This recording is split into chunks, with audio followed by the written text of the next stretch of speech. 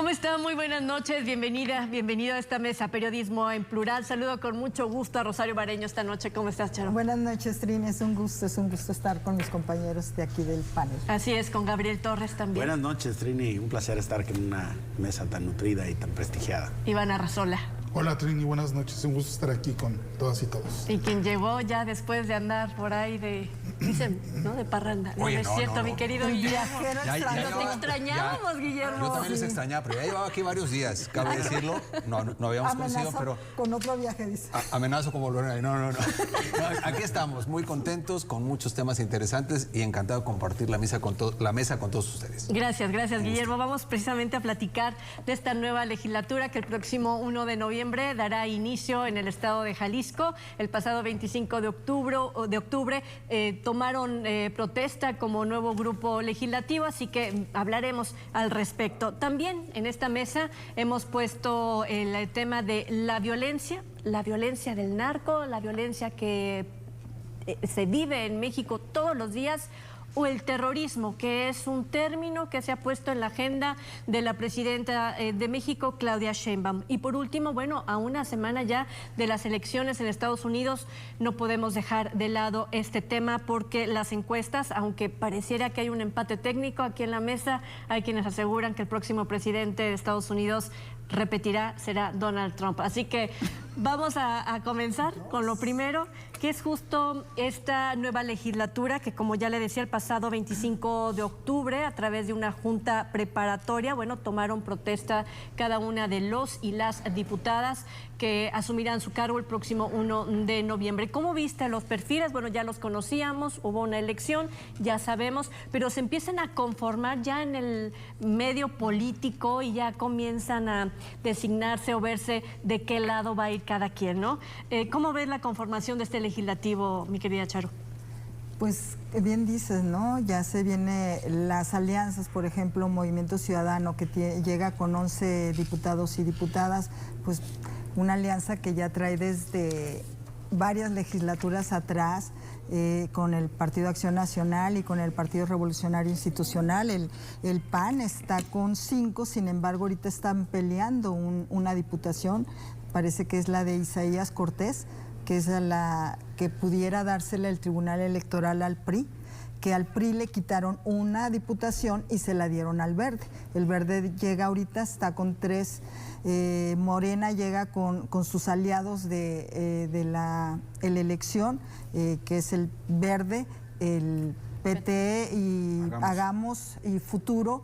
Sin embargo, habrá que ver cómo se va a manejar el Verde ecologista, porque también durante varias legislaturas ha estado con Movimiento Ciudadano. Ahora que se instaló la Junta Preparatoria y se tomó protesta, pues la mesa quedó para Mónica Magaña, que es de Movimiento Ciudadano, y la Junta de Coordinación Política quedó para el coordinador de Morena, Miguel Ángel de la Rosa.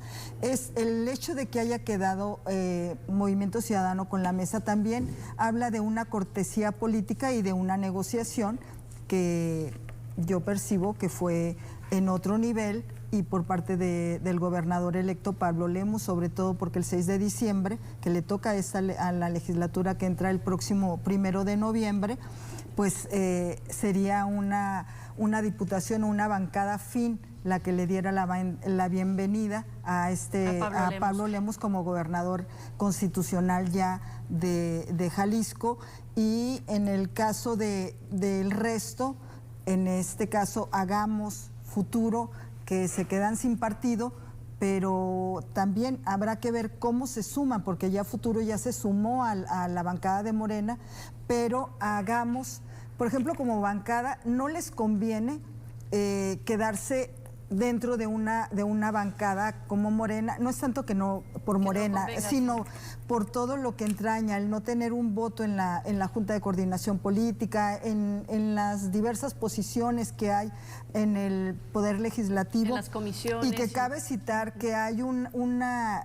No sé si no me lo confirmaron bien, pero parece que era la tirada de que los nombramientos administrativos querían que se votaran con mayoría calificada. ¿Esto por qué? Por ejemplo, se votó al se eligió al secretario general del Congreso del Estado, que es de Movimiento Ciudadano, pero pues nomás es un mes, y lo que se pretende es de que no se mueva a este personaje, bueno, a Eduardo Martín, que permanezca.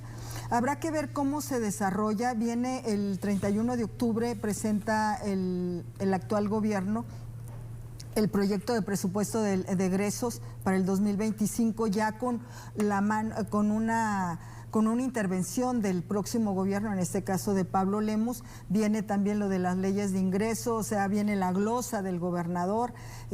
Yo percibo que el coordinador de la bancada de Morena tiene más manejo en el sentido de llegar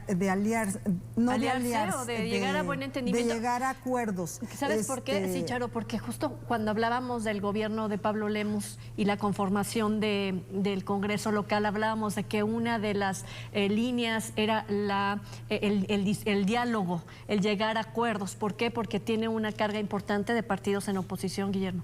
A ver, es que esa va a ser la regla del juego. El juego de la política en Jalisco va a ser la negociación y el acuerdo. Porque, a ver, hay que pensar en el precedente. Hasta este momento, la legislatura que concluye, pues era una legislatura a modo para el gobernador. Es decir, había directrices claras que se acataban en casi todos los casos y, por tanto, era más simple gobernar bajo ese esquema. Pero ahora, si bien la mayoría la tiene hasta cierto punto MC, con estos 11 diputados, lo cierto está, como bien lo explicaba Charo, Morena y sus aliados, pues efectivamente conforman una nueva mayoría política en el Congreso. Y esto sí es inédito, es importante.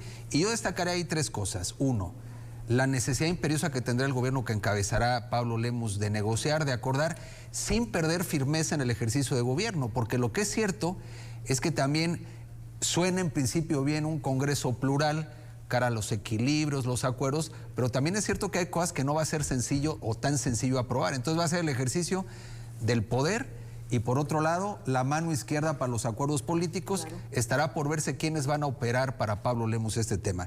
En segundo lugar, también, a ver, la chiquilla política, para así decirlo, los partidos minoritarios van a tener también mucha relevancia, porque, a ver, el caso del Verde, que hoy efectivamente, además es favorecido con otro diputado y formaría parte en principio de los aliados de Morena, pero también es cierto que estos partidos pueden ser bisagra en un momento determinado y pueden operar en una propia agenda política que les pueda convenir coyunturalmente. Entonces, vamos a ver qué sucede. Hoy vemos fragmentación también en el Congreso y esa fragmentación posibilita el bloque de Morena y aliados y MC. Y el otro tema es qué va a pasar con el PAN. Porque, a ver, el PAN hoy ha sido prácticamente a nivel Jalisco fagocitado por MC. Es decir, los panistas se acomodaron en MC, en la mayoría de los casos. Me parece que es un partido que perdió identidad y fuerza, siendo que aquí era un bastión azul, Jalisco. En voto sigue siendo. En voto sigue siendo. Lo que no hay es partido, ¿no?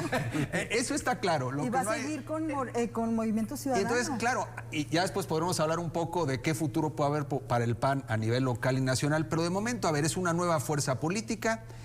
MC o Lemus, para ser más claros, el lemusismo que se va a empezar a consolidar va a tener que jugar en Jalisco bajo otras reglas del juego. En esas reglas de juego, esas otras, ven afinidades entre algunos partidos. Es que el juego del Verde ecologista se me hace que no sé cómo lo puedan ustedes describir pues a ciencia cierta. A ver, el Verde hace lo que sea necesario.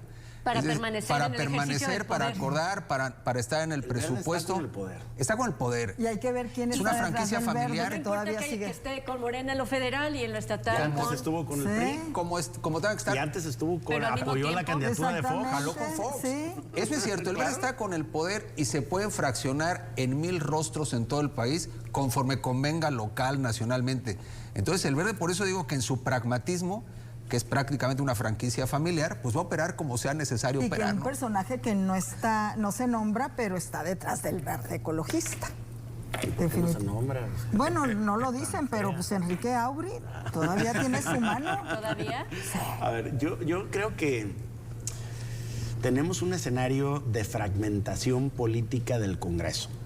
Es decir, Sí hay una mayoría relativa, lo que pasa es que en México estamos acostumbrados, como así se juegan los distritos y se elige así la presidencia, de que la mayoría es tener un voto más que tu adversario, o tener uno más que tu adversario.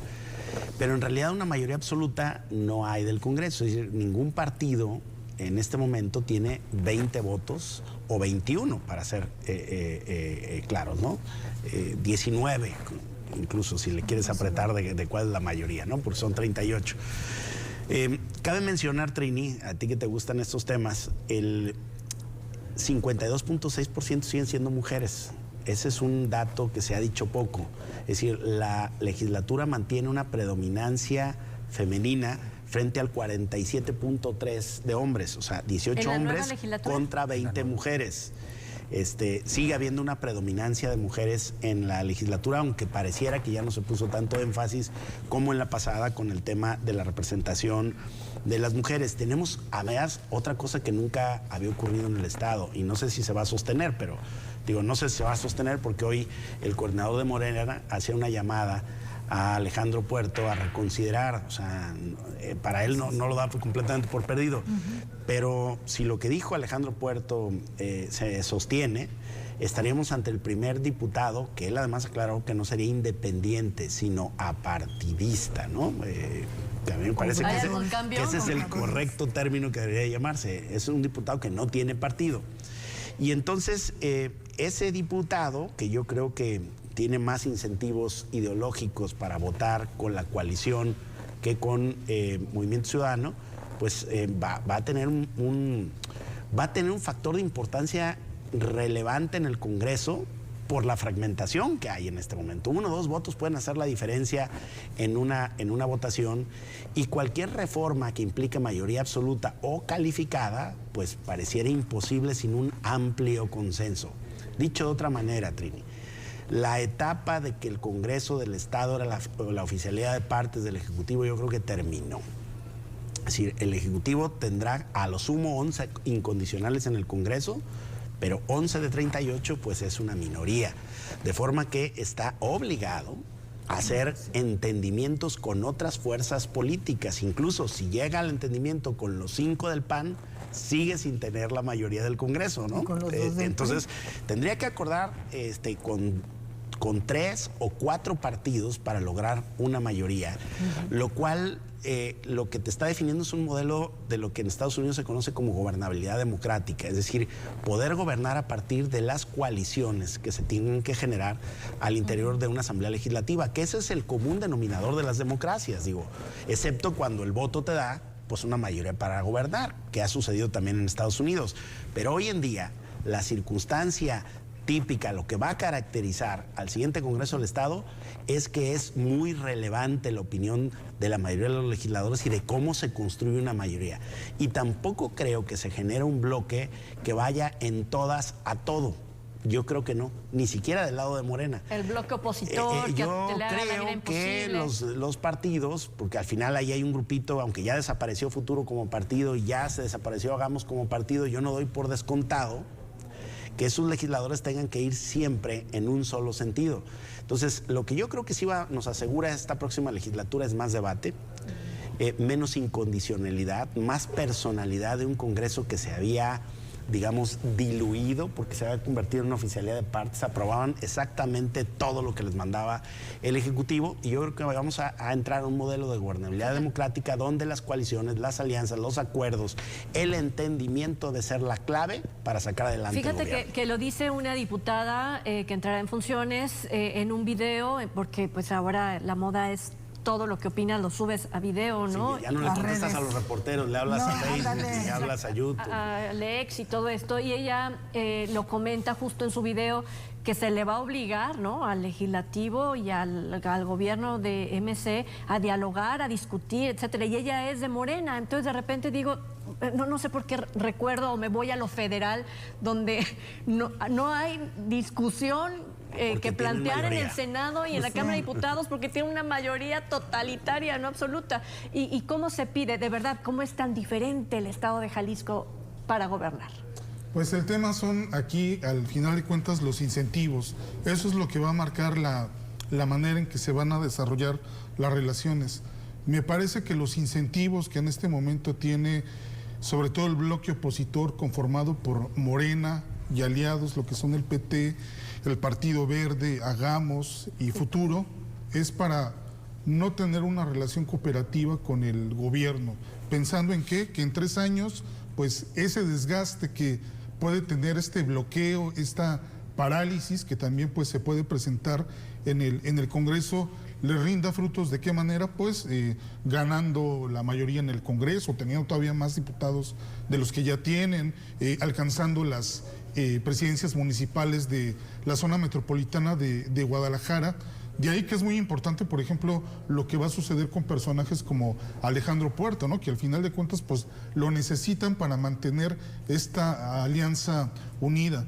Me parece que en ese sentido libraron bien esta parte de lo de la mesa directiva, quién va... Sí, hubo acuerdos. Hubo acuerdos. Pero bueno, como lo comenta Gabriel, esto es, cada día las reglas pueden cambiar, cada evento puede ser una situación diferente. Cuando se sienten a negociar el presupuesto, seguramente ahí van a salir muchas cosas.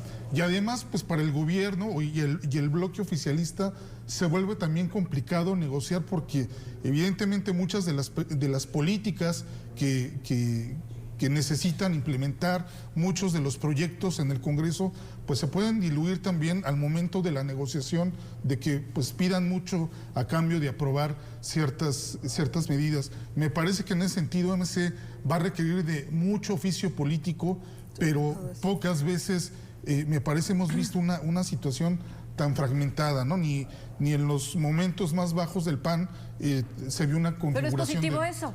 Bueno, puede ser positivo. ¿No? Puede ser positivo, pero al mismo tiempo no. Puede que esto se convierta en una situación en la cual, pues, también hay parálisis, y eso es parte de los gobiernos Porque en la inmaduros. agenda hay muchos pendientes. Ojo, hay muchos pendientes para la agenda legislativa. La primera decisión que sacaron, lo que mostró es acuerdo de accesibilidad, ¿eh? Sí. O sea, MC se queda con la presidencia de la mesa directiva, el otro con la Junta de Coordinación Política. O sea, me parece que bien dividido, nadie se quiso quedar con todo. De inicio está bien. Ahora, lo que apunta Iván es cierto. Vendrá también el rejuego político con miras al 27 y efectivamente ahí las cosas se pueden tensar, pero por otro lado es lo propio de la política. O sea, lo propio es la negociación, el acuerdo y la guerra política. El momento cara al más poder, importante ya viene, es el presupuesto. Ahí lo vamos a ver. Ahí vamos a ver el jaloneo. Y son 26, mayoría calificada son 26. Vámonos a la pausa y ya regresamos.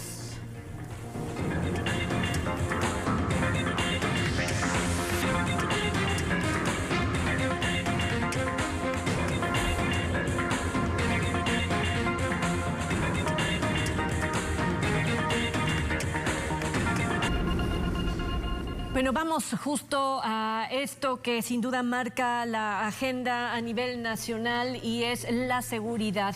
Hablaremos de violencia o terrorismo. Se ha subido justo este término a la agenda, tanto así que la presidenta Claudia Sheinbaum y quien está al frente de la seguridad en el país, García Harfuch, se han tenido que pronunciar respecto a lo que está sucediendo en Sinaloa, en Guerrero, pero sobre todo en Guanajuato. Omar García Harfuch decía, quien es secretario de Seguridad y Protección Ciudadana, decía: el terrorismo son, lo que está pasando, por ejemplo, en Guanajuato, son agresiones por disputa de territorio y droga, de dos grupos delincuenciales para pelearse entre ellos y amedrentar a la autoridad porque están involucrados con la misma autoridad o contra la autoridad porque los están combatiendo, por venta de droga o hidrocarburo. No son conflictos ideológicos o religiosos a lo que le compete la característica de terrorismo.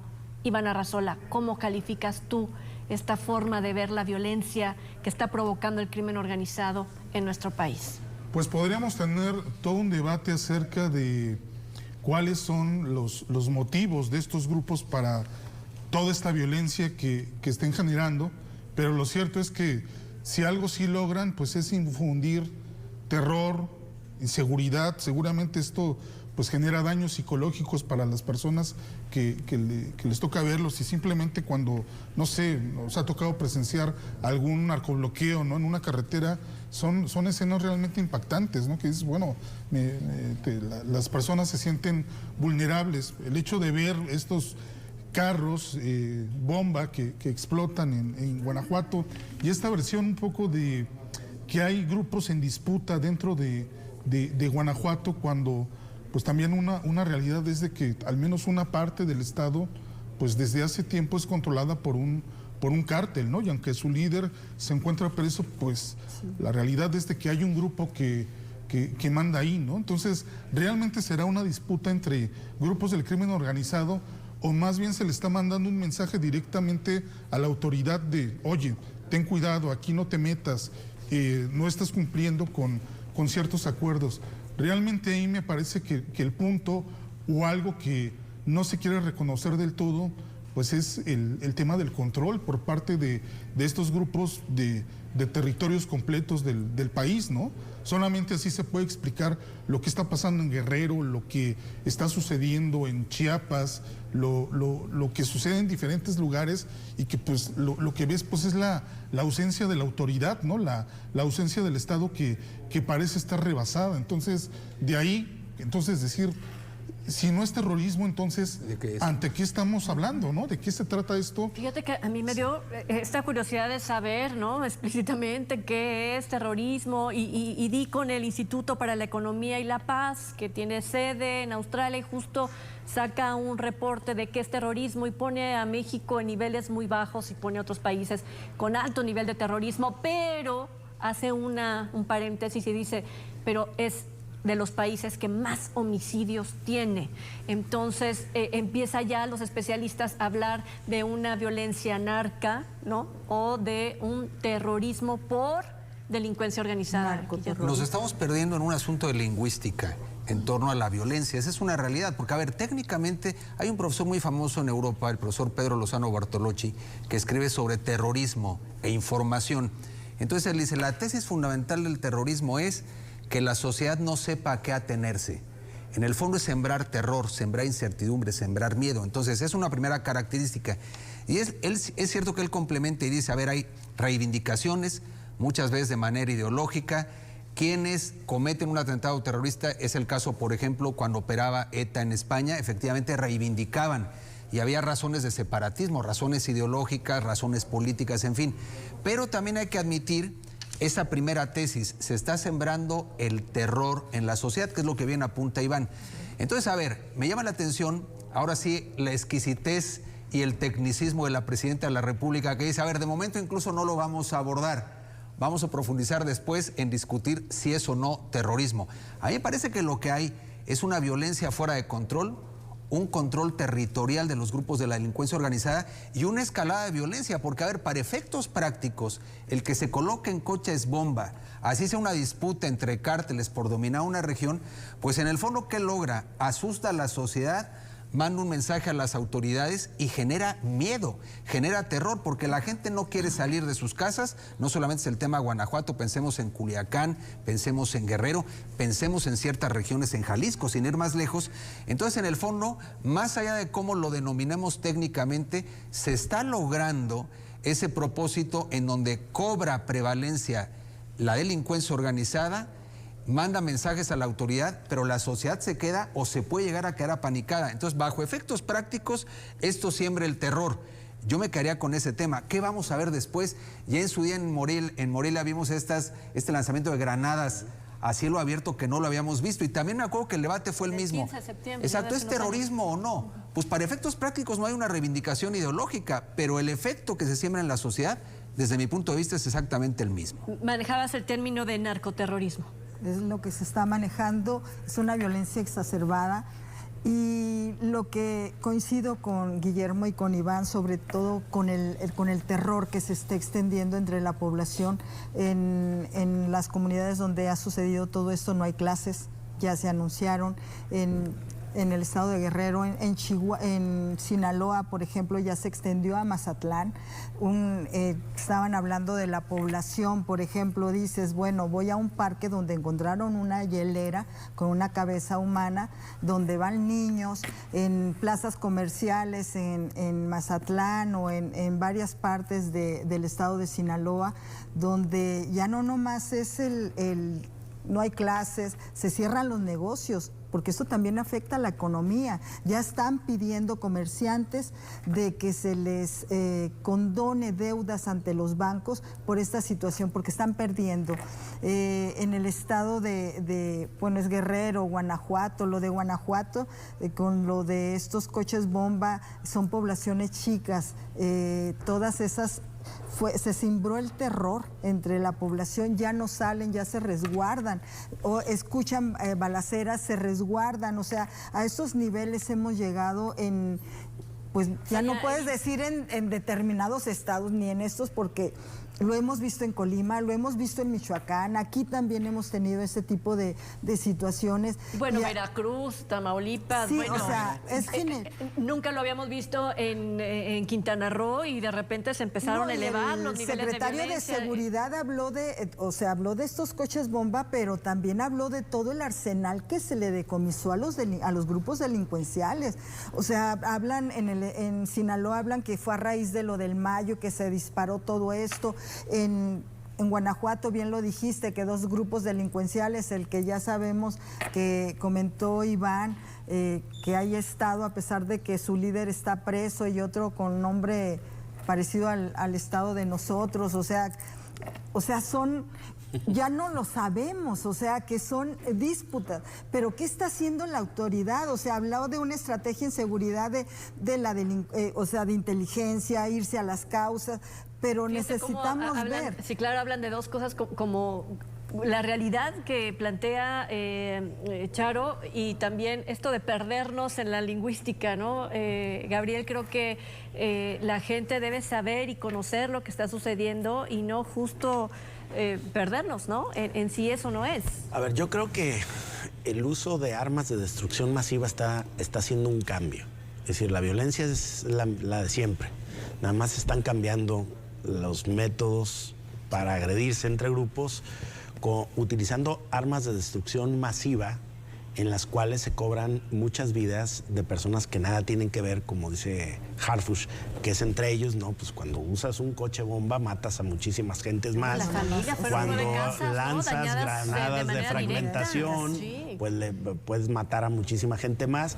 Y el terrorismo viene, que es lo que pasó a principios de los 90 en Colombia, precisamente cuando aquel cártel encabezado por Pablo Escobar Gaviria tumbaba aviones, ponía coches bombas, ponía explosivos en edificios, y entonces no solamente eran los objetivos puntuales que ellos tenían, sino un círculo de personas que colateralmente podían perder la vida sin tener absolutamente nada que ver con ningún grupo criminal, sino como parte ya de una violencia que utiliza armas de destrucción masiva. Y ese es como el segundo paso que está ocurriendo, o el tercer paso diría que está ocurriendo en México, de que ya no solamente son los ejecutados, los desaparecidos, no, ya es la utilización de instrumentos que se usan en el terrorismo, es decir, armas de destrucción masiva que van contra objetivos, pero contra todo lo demás que le puedan pegar. Y entonces ante esto, ¿por qué decimos que eso es terrorismo? Porque eso causa terror. O sea, tú no tienes nada que ver, pero puedes estar frente a un coche que va a explotar y tú no lo sabes, o puedes estar en la calle caminando, viniendo del súper o acabando de dejar tu hijo o tu hija en la escuela y de repente lanzan una granada de fragmentación que te puede quitar la vida. Es la sensación de que siempre te puede pasar, siempre que es lo que logra el terrorismo. Estás sometido a la probabilidad de perder la vida por un asunto en el que no tienes nada que ver. De hecho, ahorita que lo dices, me voy al ámbito internacional. Más adelante hablaremos de las elecciones de Estados Unidos, pero Donald Trump concede una entrevista muy larga a un comunicador y ahí habla un poco de México, diciendo que está controlado por el crimen organizado. También el Papa Francisco emite un video, ¿no?, donde observa a México lo que está sucediendo después del asesinato del padre Marcelo Pérez en Chiapas. Sí.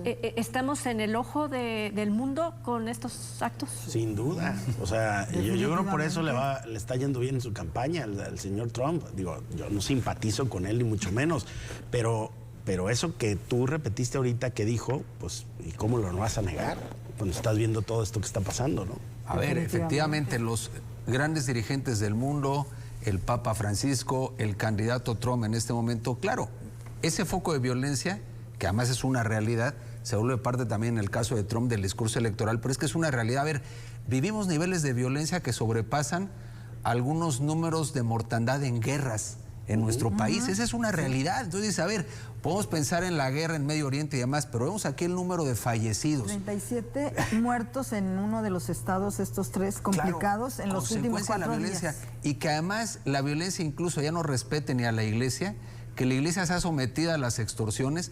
Hoy varias parroquias en la frontera sur, pero en la frontera con Zacatecas, se tienen que mochar con el tema de las fiestas patronales. Sí, tienen que mochar. Entonces, esa es una realidad. Y luego, desde luego, el asesinato hace un par de años de los sacerdotes jesuitas y después el asesinato del padre Marcelo, sacerdote indígena, que efectivamente pues también prende varias alertas de que no tiene límites la violencia en este país. En el ojo del mundo. Completamente, porque además esto ya lleva tiempo aconteciendo. Vimos, por ejemplo, en las elecciones cómo asesinan a esta candidata de Morena en Celaya. Y vemos, por ejemplo, lo que ocurre en Chiapas, quizás, y esto también en relación a lo que comenta Gabriel, de que, bueno, estos grupos terroristas no solamente ponían carros bomba, también asesinaron políticos, secuestraron personas, y quizás no lo vemos a mayor escala, porque todo se concentró a nivel regional, pero evidentemente esto es parte de una estrategia, y que además este tema de si en algún momento estos grupos del crimen organizado fueran catalogados como grupos terroristas, pues tendrá implicaciones también a nivel internacional, pues porque como estos ya amenazaron. Y que me parece que también por eso el discurso oficial quiere evitar esta parte de no lo podemos llamar terrorismo porque tendrá implicaciones a nivel de seguridad que nos podrían llevar a otro nivel, ¿no? Y sobre todo porque México en este momento, pues muy celoso de su soberanía, pues no va a aceptar algún tipo de ayuda por parte de Estados Unidos, como ocurrió con Colombia en los años 90, donde pues prácticamente las fuerzas de seguridad de Estados Unidos pues combatieron, ¿no? De la mano, ¿no? Pero nos acaban de dar una manita ahí en Sinaloa, ¿no? Sí. Bueno, una manota. Pero lo que quiero decir, el escenario es el mismo que en Colombia. Yo me acuerdo que aquí hablábamos de la colombianización de México. Hoy en realidad quisiéramos estar como Colombia, esa es la realidad. Y era efectivamente el control territorial del narcotráfico, la violencia y actos, como bien refiere Gabriel, que en su día asustaron y siguen asustando, pero así comenzó Colombia su fase más drástica de la violencia, como lo estamos viviendo hoy en nuestro país. A mí lo que me llama la atención es que la discusión se centre justamente en calificar si es o no terrorismo, la violencia que estamos viviendo, y por otro lado, que diga la presidenta que hay que ir a las causas. Desde luego que hay que ir a las causas, pero hay que disminuir de inmediato la violencia, y eso se disminuye terminando con la impunidad. Mientras quien delinque puede seguir actuando, vamos a tener estos niveles de violencia. Mañana va a haber el informe del área del Gabinete de Seguridad acerca de esto que está pasando y habrá que ver qué es lo que le dicen, que justo entra en estos días en la programación de Televisa este documental de la familia Levarón. No es una condición que esté sucediendo recientemente estos ataques contra la población civil. Ya teníamos este ejemplo que fue tremendo, ¿no? Donde los niños están involucrados, donde no se tocan el corazón, están viendo las familias completas y aún así el ataque se realiza.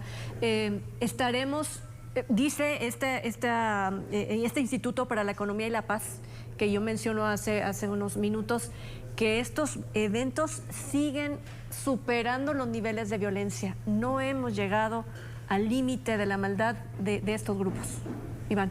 Así es, y me parece que en todo este diagnóstico que, bueno, ya de alguna forma, pues la presidenta hoy decía, bueno, es que también está el tema de Estados Unidos y todas las armas que llegan a México, y pues sin duda como socios pues tenemos que ser pues corresponsables del tema de la violencia que se está generando en el país, pero me parece que por otro lado hay algo que quizás no se está hablando tanto, y es qué tanta responsabilidad puede tener la administración anterior en la manera en la que se ha venido manejando la seguridad, que sin duda pues la presidenta ha evitado hablar de ese tema pues para no entrar en controversia con el anterior presidente, pero qué tanto se le podría achacar al pasado o los errores que se cometieron en las políticas de seguridad que implementó López Obrador, pues sobre lo que estamos viviendo actualmente, ¿no?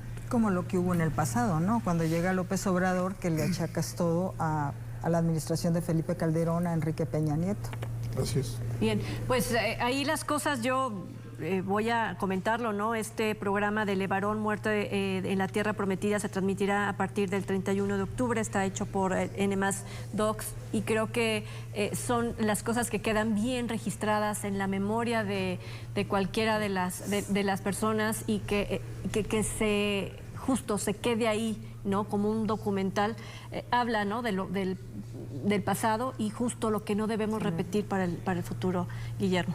Pues a ver, yo creo que en el fondo hay que entender que cuando ya no son daños entre los grupos de la delincuencia organizada, sino lo que malamente se llamaban los daños colaterales. No son daños colaterales. Hoy la población inocente está sufriendo las consecuencias de la violencia de muy distintas maneras. Quien pierde su casa, quien pierde un ser querido, quien queda a lo mejor inhabilitado para trabajar el resto de su vida y quien además tiene trastornos psicológicos terribles, que esa es la realidad. Yo me quedo pensando, y justamente por eso podemos decir que es el narcoterrorismo presente, porque finalmente somos una sociedad que va a estar temerosa para seguir con la vida cotidiana y para mí ese es el objetivo del terrorismo. Vuelvo a decir, que nadie sepa qué atenerse. Causar miedo. Así es. Lo que sí es que todo eso que está pasando, bien lo decía también Iván, ¿no? Se está utilizando para la campaña del expresidente Donald Trump. Al regresar hablaremos de las elecciones en Estados Unidos. Al volver.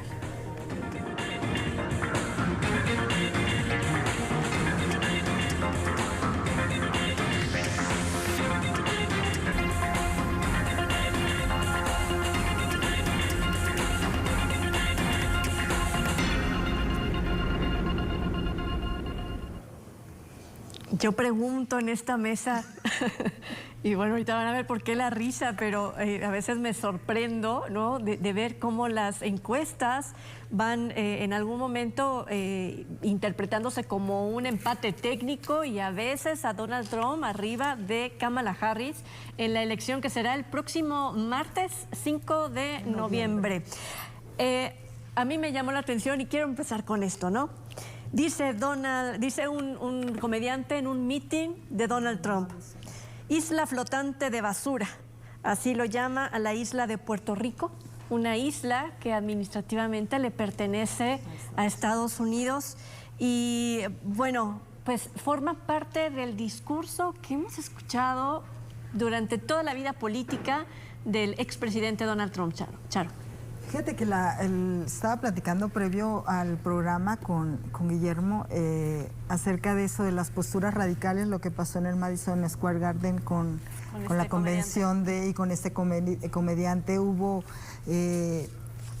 calificativos denostativos de misoginia, de racismo, xenofobia a los judíos, latinos.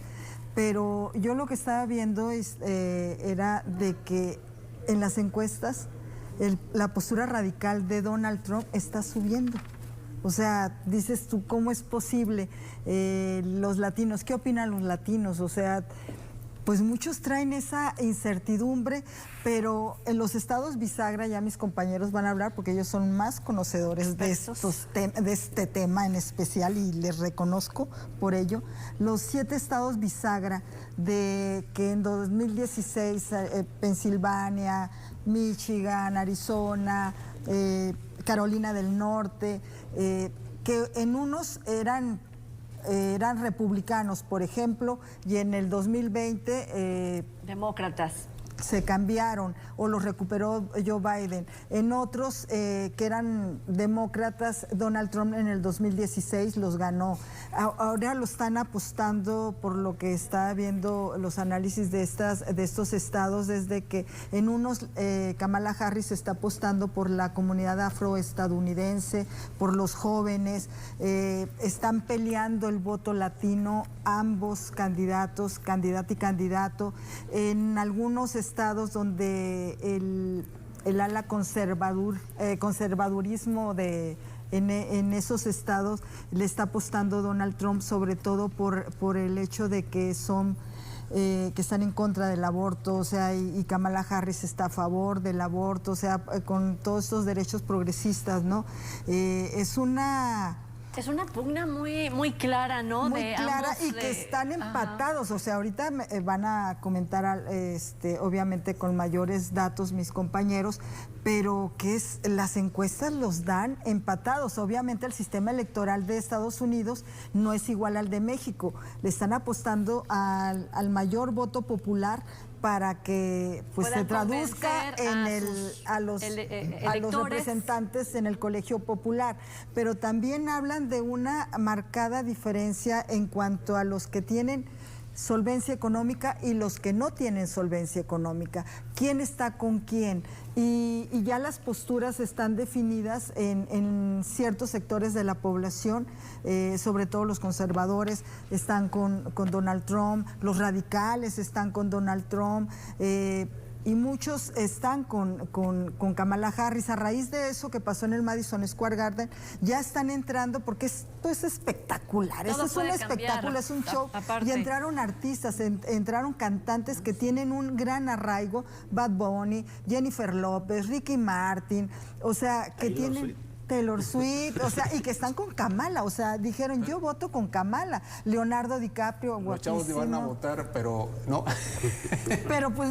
Pero bueno, hacen estridencia. Sí. Esa es la realidad, hacen no van ruido. a votar, pero ese es el problema de la clase política, mi querido Guillermo, que no tienen oídos para la gente. Estoy de acuerdo. Déjame explicarte antes de ir con los chavos. Yo nada más digo. ¿Por qué creo que me vas a pagar una cena? Y te va a decir el restaurante. No, deja recordarle a la audiencia que tenemos una apuesta aquí entre colegas. ¿Y quiénes desde nomás hace algunas semanas? están a favor de...? Aquí Gabriel Torres, que bien decía, no es que le simpatice Trump, pero decía, y tenemos elementos para pensar hoy, la moneda sigue en el aire, hay que decirlo, para pensar que Trump va a ganar próximamente el 5 de noviembre. Y efectivamente había otro sector de la mesa, aquí muy abanderado por Trini, que decía, va a ganar Kamala Harris. Entonces, y convenimos una cena, pero doy algunos elementos, porque ahorita no era tiempo de hablar del menú y lo que nos queremos beber ese día, no digo para brindar la victoria de Trump, sino nuestro... No, como que agua, ni que saquemos de Echeverría para tomarnos un agua de Jamaica. No, a ver, primero... muy conservador. Primero el tema es la economía. Sí. El tema es la economía en Estados Unidos y creo que ese discurso Trump lo viene manejando de manera consistente y exacerba el tema de la economía. Hay un tema que los politólogos en Estados Unidos llaman el momentum en la recta final, y ese momentum está ligado a la violencia de la que hablábamos hace un momento, y Trump está capitalizando la violencia en el mundo para erigirse como el salvador de Estados Unidos en el caso de que la violencia crezca y ponga en peligro los intereses de la Unión Americana. Ahí se liga el tema del narcotráfico, muy ligado a México. Trump no le habla a los mexicanos, le habla a sus votantes y toma como pretexto ya no solamente a México, a los haitianos y demás, declarando barbaridad y media, hay que decirlo. Pero claro, ante un tema de salud pública ligado al fentanilo, evidentemente hoy volver al tema del terrorismo en México y declarar a los cárteles como grupos terroristas, eso sube sus bonos. Estoy hablando estrictamente electoralmente. Voy a algunas evidencias y datos.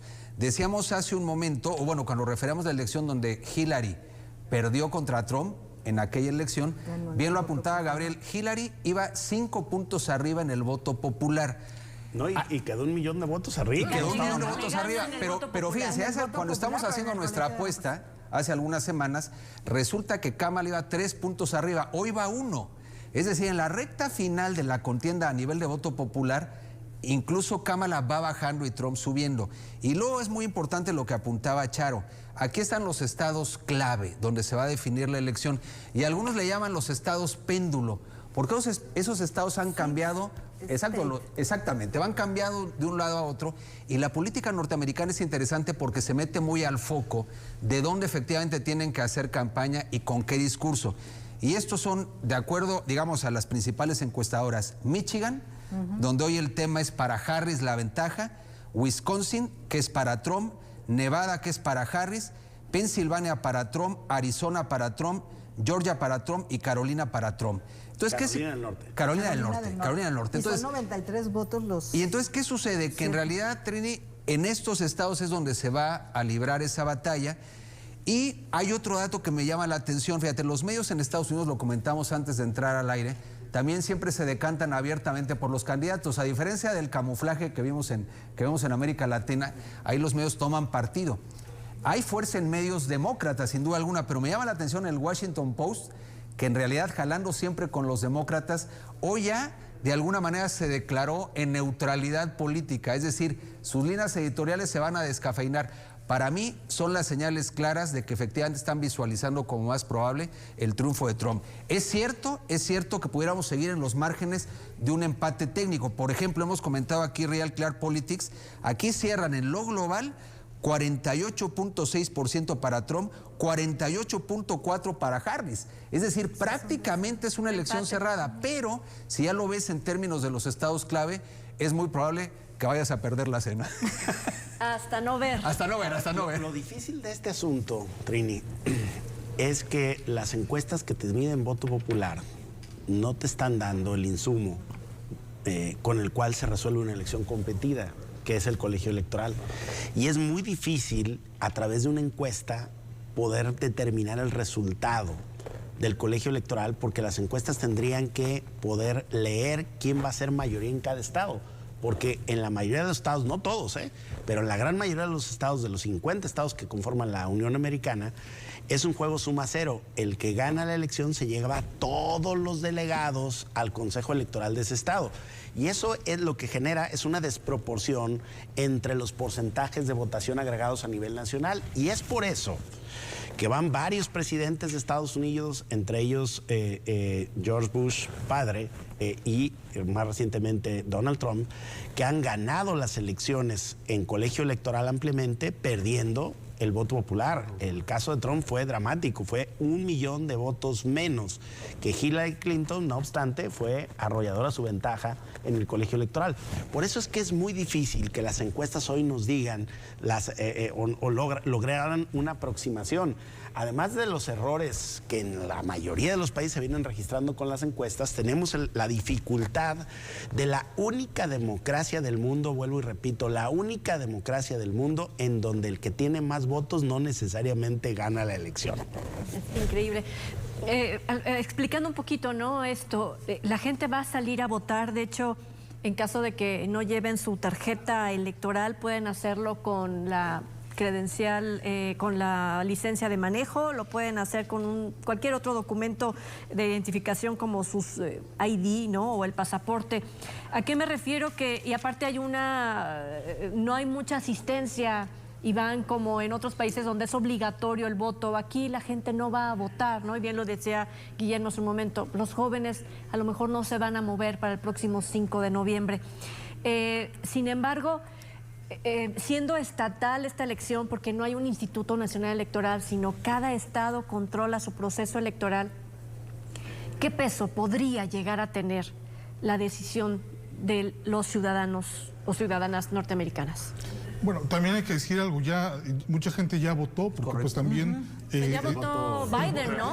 Biden votó el día de hoy o el día de ayer, ¿no? Por correo. Sí, entonces hay mucha variedad, porque además, precisamente por esto que señalas, de que no hay un instituto electoral nacional, sino que son 50 estados y cada estado tiene sus propias reglas electorales, pues eso lo hace un sistema sumamente complejo. No digo para los politólogos esto es una cuestión fascinante, ¿no? Ver cómo cada estado tiene sus propias reglas, sus propios procesos, y que además en el 2020 muchos de ellos resistieron la presión de Donald Trump, que quería que de alguna forma pues se cambiaran los resultados.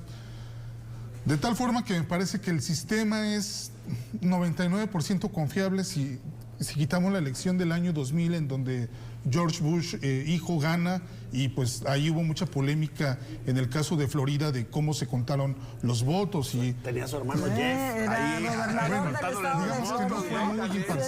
que no fue muy imparcial el proceso. Pasan las mejores familias. ¿Y cómo no? Pero algunas señales, por ejemplo, que digamos apoyan esta idea de que quizás Kamala Harris no pueda ganar, es de que se ha dado menor voto anticipado que las personas que van a votar el 5 de noviembre. Y además, pues Donald Trump lleva 4 años haciendo campaña. Entonces, pues el discurso, ¿no?, ha sido de alguna forma muy consistente, ¿no? Donald Trump no quita el dedo del renglón acerca de que los migrantes son los principales culpables de muchos de los males que tiene Estados Unidos, que él con una llamada puede decirle a Vladimir Putin, ya termina con esta guerra. Lo ha hecho ver todo muy fácil. Kamala Harris tiene ¿cuántos meses haciendo campaña? Empezó en agosto. En agosto. Realmente ha sido muy poco el tiempo que ha tenido como para armar una campaña. Y al contrario, traía el peso de un gobierno gris de Joe Biden, por ejemplo. Creció, le dio aire a la convención demócrata, eso es cierto. Claro, no era muy difícil ante un Biden que estaba en la decrepitud total, pero esa es la realidad. Creció, no pero tenía... fíjate, muchos estimamos que iba a ser un crecimiento mayor y que se iba a consolidar una ruta de victoria y no fue así. Es decir, efectivamente crece, llega un momento que incluso sobrepasa a Trump en las encuestas y el tema se vuelve a estancar. Y en la recta final, el acelerador lo está poniendo Trump, efectivamente radicalizando el discurso. Sí, y cuando tú lo ves, a ver, tiene mejor prensa Kamala Harris, es una realidad. Nada más que la prensa no vota. Es decir, la realidad está en que una cosa es la opinión pública y una cosa es la opinión publicada. Y me parece que va a ganar quien tenga los estados clave, estratégicos, y quien logre la mejor conexión con un discurso. Y creo que Trump ha entendido qué resortes tiene que mover, le entiende a la televisión más que Kamala. Es decir, juega de alguna manera efectos muy de carácter mediático. Pero vamos a ver, yo sigo pensando, pese a todo, Trini. ¿Qué va a ganar? Que, digo, no pierdo la esperanza en... Que también de alguna forma el discurso de Harris se ve muy inclinado hacia la izquierda. Y muy a la izquierda, pues no necesariamente son los hispanos, los hispanos, claro, los afroamericanos, sino más la población blanca. Entonces también entre latinos que viven en Estados Unidos, que todas las ofensas de Donald Trump, pues a ellos pues no les llegan, ¿no? O sea, dicen, están hablando de los migrantes ilegales, no necesariamente de nosotros. Lo ven hasta como protección, abonando en lo que dices. La población migrante, la radicalidad, que podemos decir es una barbaridad como declaración política, el migrante dice, el que ya está allá, dice, están protegiendo mis intereses. O sea, prefiero con todo este discurso, me estás garantizando un muro, ¿no? Que me va a proteger contra cualquier cosa. Como si el fentanilo fuera una cuestión de un solo país, ¿no? Hay un anti y un pro Trump, pero el centro de la discusión es ese señor. Es decir, los que apoyan a Kamala no es en general porque la consideren la mejor opción de los demócratas. En el caso de Obama se esperó muchísimo para mostrar su apoyo. Más bien es la necesidad de impedir que Trump esté nuevamente en la Casa Blanca es lo que ha hecho cerrar filas a un gran sector.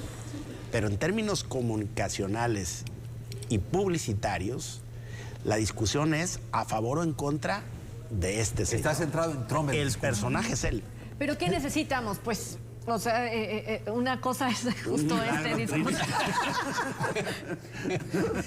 Bueno, a ver, todo puede pasar, o sea, puede ocurrir una sorpresa. Pero mira, están hablando con mucha seguridad. Por ejemplo, esto que mencionaron de Puerto Rico, este comediante lo pudo decir porque los puertorriqueños no votan, son un estado asociado, pero ellos no votan en la elección presidencial. Entonces se pueden referir a muchos sectores de la población con esa mano en la cintura, pues porque saben que no va a tener efectos, ¿no? Pero me parece que este efecto polarizador pues va a terminar definiendo la elección, ¿no? Mira, Trump sabe muy bien, insisto, el discurso que tiene que manejar. Cuando él se avienta la puntada de decir de las fábricas de autos chinas y demás, entonces en realidad él manda el mensaje de proteccionismo, de nacionalismo, y claro que eso le da una conexión con su propio mercado. Ahora, lo que ya no va a dar tiempo a abordarlo, no, ya no voy a la cena, estoy con el tema... Sí, lo que estoy diciendo es... ¿Qué pasaría con México dependiendo quién gane? Exactamente. Que ese es otro tema interesante. Es decir, ¿qué necesitamos las y los mexicanos? ¿De verdad habrá... Con el gobierno de López Obrador, pues solamente, y que estuvo, se unió con el gobierno de Donald Trump, simplemente le faltó al respeto una y otra vez, cuantas veces quiso al señor Donald Trump y nadie le dijo nada, al contrario, se fortaleció la frontera con el sur. Firmó el Tratado de Libre Comercio, primero con nosotros que con Canadá. A pesar de todas sus boconeadas, en términos políticos, el Tratado de Libre Comercio lo firmó primero con México antes que con Canadá. Pero ¿eso qué significaba? Que lo tenía ya resuelto, no que tuviera un gran acuerdo. Yo lo que creo es que una buena muchas de relación. las cosas que hace este señor son de dientes para afuera, son de propaganda, Exactamente. pero que en términos reales le interesa el socio comercial. Tan es así que firma el Tratado de Libre Comercio primero con nosotros. Pero sí tiene la cuestión de los autos chinos y la cuestión Pero de los es autos discurso, ¿eh? ensamblados en México, etcétera. ¿Será discurso? Es discurso, porque tenemos una cosa, él sabe que aquí somos un mercado muy, muy importante, no come lumbre. Lo que pasa es que Trump, en el libro que él escribió hace mucho tiempo de cómo negociar, el esquema es primero acaba verbalmente con tu rival y que cuando lo tengas en la lona, entonces empieza a negociar. Y Trump está, digamos, sabe el rol que está jugando. Es un tema de propaganda, coincido con Gabriel. Yo creo que aquí también una cuestión que me parece interesante. Por un lado, Marcelo Ebrard tiene mucha información de cómo es Donald Trump, entonces va a aportar mucho de cómo se... Económicamente. Pero también la Ramón de la presidenta Fuente, Sheinbaum Comercio Exterior. pues ha sido como muy clara de que pues se necesita mayor respeto, ¿no? Con el tema de Harvard y cómo se rieron, dijo, de México nadie se ríe. ¿Va a aguantar los insultos de Donald Trump? Habrá que Bueno, ver, ¿no? López Obrador, que está de bravucón, le puso a la Guardia Nacional protegiendo la frontera, o sea, al tronar de dedos, ¿no? Era azul sobre todo. Sí. Bien, pues la apuesta está ahí. la Yo apuesta. tengo que aceptar que sí, hicimos esa apuesta. La mayoría del grupo de Periodismo en Plural está a favor de Kamala Harris. No, yo también Gabriel estoy a Torres, favor, son ¿le los que te gusta digo la que yo creo administración? que va a ganar Nada más Trump. es esto, el tema es eso, son Pero- datos duros y hablaremos de la cena luego ya a toro pasado. Pero Guillermo les vamos a Velasco sí contar- está lunes, les toca. definitivamente No, con después Donald del Trump. 5 de noviembre. No, yo lo que digo, doy los elementos y además ya me estoy saboreando mi cena. Si te El gusta lunes, también. un día Iván antes de Arrazola, muchísimas gracias por acompañarnos. Gabriel Torres, muchísimas Buenas noches. gracias. Buenas Charo noches. Mareño. Gracias, es un gusto. Trini. Guillermo Velasco. Bueno, asomándose los bigotes. Asomándome los bigotes. Muchísimas gracias por No, habernos sí te acompañado. Nos vemos y viste. escuchamos en la próxima.